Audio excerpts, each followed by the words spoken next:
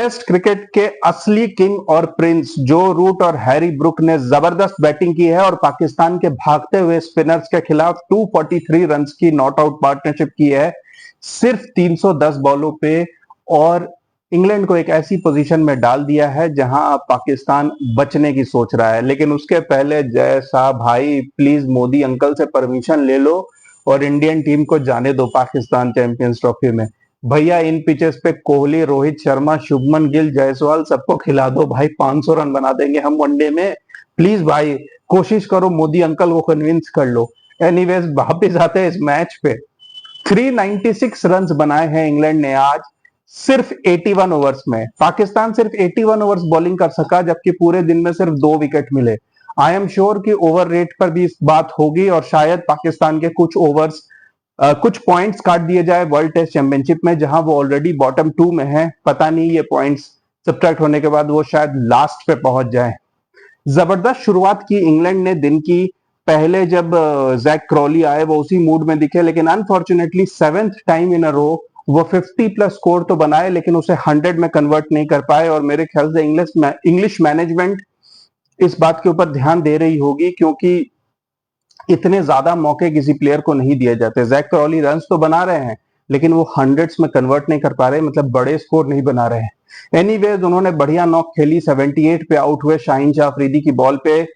और उसके बाद आए बेन डकेट जो कि एक सरप्राइज था क्योंकि कल जिस तरीके से बेन डकेट का थंब डिसलोकेट हुआ था ऐसा लग रहा था कि शायद वो अब खेलने नहीं आएंगे, लेकिन बेन डकेट आए और आते ही उन्होंने बता दिया कि वो इंजर्ड ही रहते तो पाकिस्तान के लिए अच्छा होता। 100 प्लस स्ट्राइक रेट से उन्होंने पहले 15-20 बॉल के अंदर ही खेलना शुरू किया और एंड में जब वो आउट भी हुए तो वो 100 प्लस स्ट्राइक रेट से बैटिंग करते हुए 84 रन्स पे आउट हुए out of just 75 balls. Unfortunately वो एक बॉल मिस कर गए, स्ट्रेट बॉल आमिर जमाल की, और लग बिफोर हो गए। वो आखिरी मौका था जब पाकिस्तान के पास एक कमबैक का चांस था क्योंकि उस वक्त इंग्लैंड का स्कोर 250 के आसपास था और तीसरा विकेट गिर गया था। लेकिन तब हैरी ब्रुक आए और हैरी ब्रुक आपको बता दूं कि पाकिस्तान में उनका चौथा टेस्ट मैच था और 4 के 4 में उन्होंने सेंचुरी बनाई है।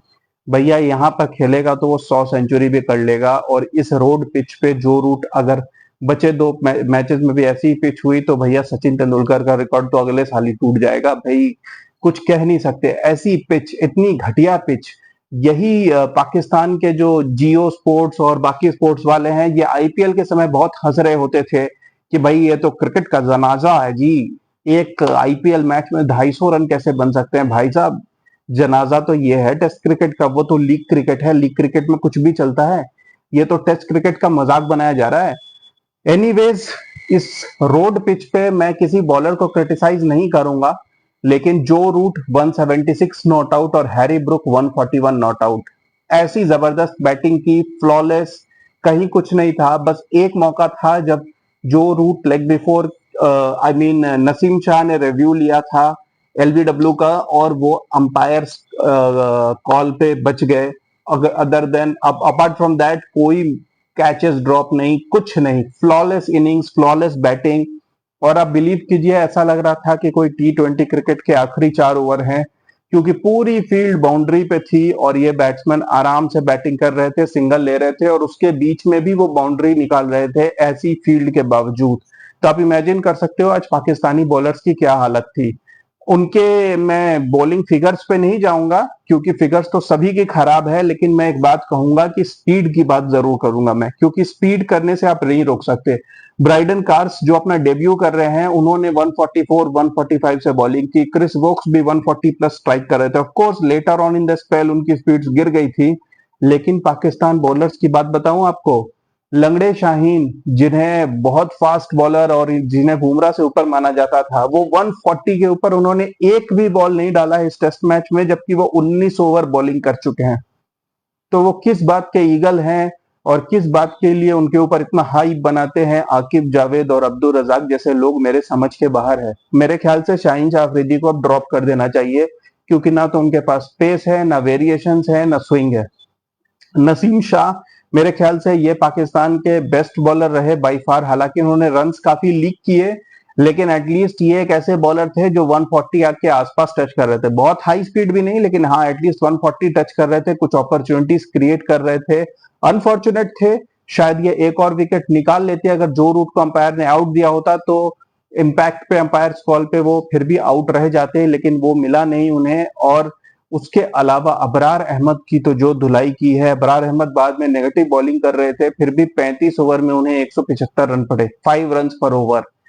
इवेंचुअली जब सिचुएशन हाथ से बाहर निकल गई तो आगा सलमान, सईम अयूब, शाहिद शकील, हर बॉलर को ट्राई किया गया, लेकिन it was of no use. 396 runs एक दिन में। और आपको बता दूं कि पाकिस्तान में एक सिंगल डे में ये थर्ड हाईएस्ट स्कोर है। इसके पहले इंग्लैंड ने ही 2 साल पहले 506 रन बनाए थे एक दिन में। एक बार श्रीलंका ने 400 प्लस बनाए थे और आज 396 रन बनाए सिर्फ 81 ओवर्स में। अगर बचे 9 ओवर भी हो गए होते तो शायद कुछ और रिकॉर्ड भी बन जाते। अब मैच की सिचुएशन पे आते हैं, जहां पाकिस्तान एक समय 556 बना के काफी अच्छी पोजीशन में था। और इंग्लैंड के बारे में मैंने आपको बताया था, they are playing a batsman shot, क्योंकि क्रिस वोक्स नंबर 7 पे आ रहे हैं। बट मुझे तो लगता है इतने ही बैट्समैन बहुत काफी हैं, क्योंकि 556 से अब ये सिर्फ 64 रन पीछे हैं। तो इंग्लैंड के ऊपर अब वो प्रेशर हट गया है फर्स्ट इनिंग्स का। फर्स्ट इनिंग्स की बड़ी स्कोर का प्रेशर है ही नहीं अब मैक्सिमम पाकिस्तान कोई भी बड़ा लीड नहीं ले सकती, कोई सिग्निफिकेंट लीड नहीं ले सकती, इवन अगर इंग्लैंड कल कोलैप्स कर जाती है, जो कि इस पिच पे बहुत मुश्किल है। हाँ, इस पिच पे अब धीरे धीरे कुछ क्रैक्स आ रहे हैं, पिच पुरानी हो रही है, और कितनी भी अच्छी पिच हो, डे 4-5 पे कुछ ना कुछ स्पिनर्स को मदद मिल ही जाती है। तो अगर कल इंग्लैंड पहले 2 सेशन बैटिंग कर जाती है, क्योंकि अभी जेमी स्मिथ है, क्रिस वोक्स है, गस एटकिंसन है, और अब कोई बहुत बड़ा टास्क है नहीं, जो रूट और हैरी ब्रुक तो है ही है। अगर कल इंग्लैंड पहला 2 सेशन बैटिंग कर जाती है, तो आप इमेजिन करो कि वो 556 के ऊपर भी 100-150 रन की लीड ले लेंगे। जी हाँ, पिच में कुछ है ही नहीं। ऑलरेडी इंग्लैंड 500 पे है, सिर्फ 200 रन और अगर वो बना लेते हैं कल, और 700 के आसपास रन बना के अगर पाकिस्तान को बैटिंग कराने जाते हैं, तो ये वही पाकिस्तान टीम है जो पिछले महीने बांग्लादेश के खिलाफ रावलपिंडी में 146 पे ऑल आउट हो गई थी डे 4-5 पे।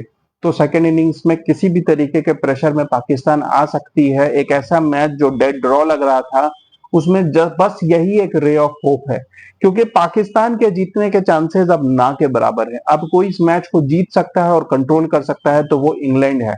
कल मेरे ख्याल से पहले आधे 1 घंटे नॉर्मली बैट करेंगे, और ये नॉर्मली भी तो 4:30-5 से ही बैट करते हैं, तो नॉर्मली ही बैट करेंगे तो पहले सेशन में तो डेफिसिट क्लियर हो ही जाएगा, बल्कि लीड शुरू हो जाएगी। और दूसरे सेशन में अगर और अग्रेसिव बैटिंग करती है इंग्लैंड टीम, तो बड़े आराम से यहाँ 150 रनों का लीड वो ले सकती है। इनफैक्ट अगर वो चाहे तो और लंबा खेल के 200 के रनों के भी लीड की कोशिश कर सकती है। जी हाँ, मैं यहाँ पे प्रैक्टिकली बात कर रहा हूँ 700-750 के टोटल की, और फिर पाकिस्तान को बैटिंग करा सकते हैं। भाई ये तो सच सही कहा था इंग्लैंड कमेंटेटर्स ने, ये कब्रिस्तान है बॉलर्स का। Keep watching guys, thank you.